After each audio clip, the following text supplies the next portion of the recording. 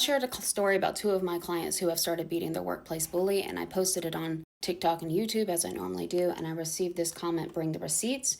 The first person interpreted it as she can't show the receipts, confidentiality breaching, that's important in coaching. And then this person came in to add, that's AAVE. This was about the employee bringing the receipts. Regardless, I just want to tell y'all, I have no idea who this person is, what their identity is, if they're using AAVE or not. I want to tell you why I don't share my clients' identities and the steps I take to protect them and why. Certainly not all of my clients are experiencing workplace bullying, and there is nothing to be ashamed of with pursuing career coaching. I guarantee you, almost every single leader that you have, every single successful person or business owner has hired a coach at some point. This is a very common practice. It is not a sign of failure at all. But what makes coaching powerful is when people have the safety and the trust to talk about what their issues actually are without fear of backlash of losing their livelihood, which is why I take confidentiality very seriously. As a class researcher studying class mobility in the workplace, I am not fucking with people's ability to pay their bills at all. And this does not just apply to my one-on-one coaching, though in my one-on-one coaching, we do sign a contract that I promise to keep everything confidential, unless, of course, you are going to harm yourself or others. But in group coaching in school, which I do once a week, I do not record those sessions.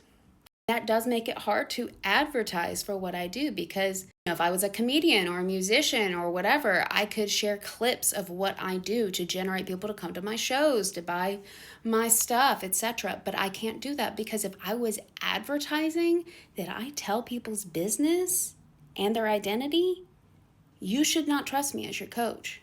Because we do group coaching in school, and people are in my school from all over the world, US, Europe, Australia, other parts of North America, not everyone can make it at the same time. So this is how I approach that.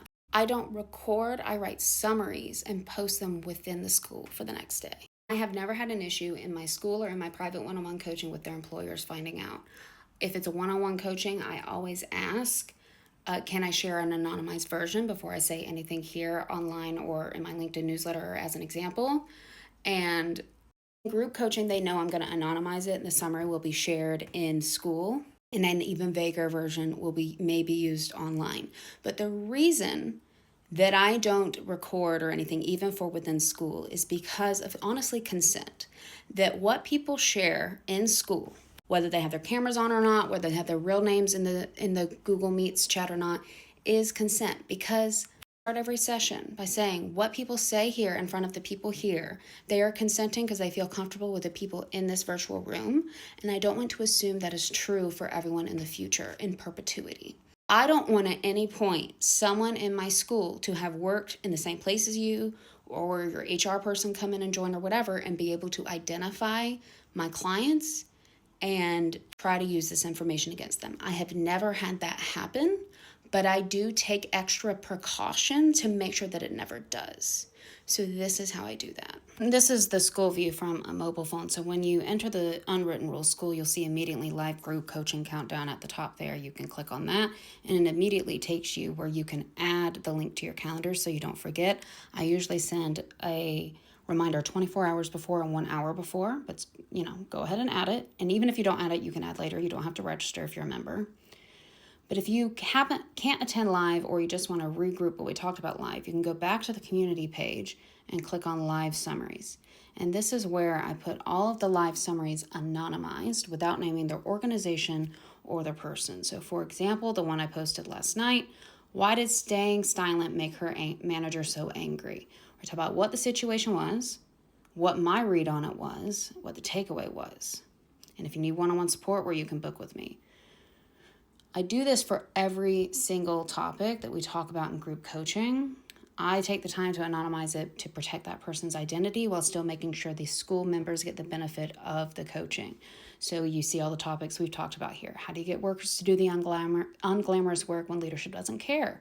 Why do some leaders create chaos? That wasn't my intention. Does intent matter?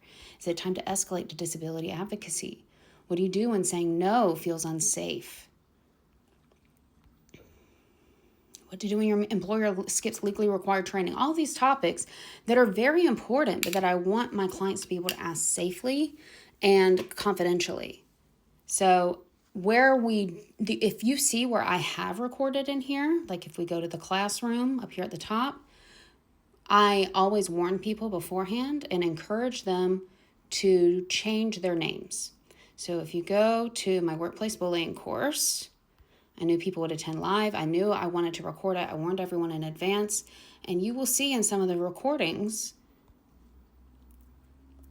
that people's names, they had the opportunity to change. I don't think even those show, but when we were live, we had fun with it. We had the high priestess. I think some of it was recorded around Halloween time, so we also had like this is Halloween or Halloween names and such, just because we knew this would be recorded, and I don't want anyone in your organization now or down the road to join and identify you without you knowing. And so far we haven't had that issue, but it is because we take intentional, proactive steps. Here, I'll show you what I just added to school last night, which is the Decode Your Boss Toolkit. This is the first toolkit I've made outside of a workshop or anything. So you'll click and you can go in here and it'll pop up. Decode your boss, get the script of when to escalate. So it's 10 questions to ask yourself to identify your boss's patterns. And then I'll show you the 5 types of bosses. This is inspired by what y'all have scheduled your 20-minute consults with me, or your coaching consults, or the group coaching calls, or the questions I get asked online. This is what I use to make this. And it'll give you a 7-day action plan for how to respond and tips on how to document along the way. If you're a school member, you can get this for the cost of your membership, which is $30 a month or $300 a year, which is a 17% savings. Remember, the $300 a year does come with a one-on-one session with me. So you're getting nearly 80% savings on a coaching session by doing that. And then you also get the weekly group coaching, which is what I just showed you with the live summaries. Now, if you're not interested in school or you don't want to do that yet, you can also get the toolkit as a one-off cost. If you go to my Linktree shop,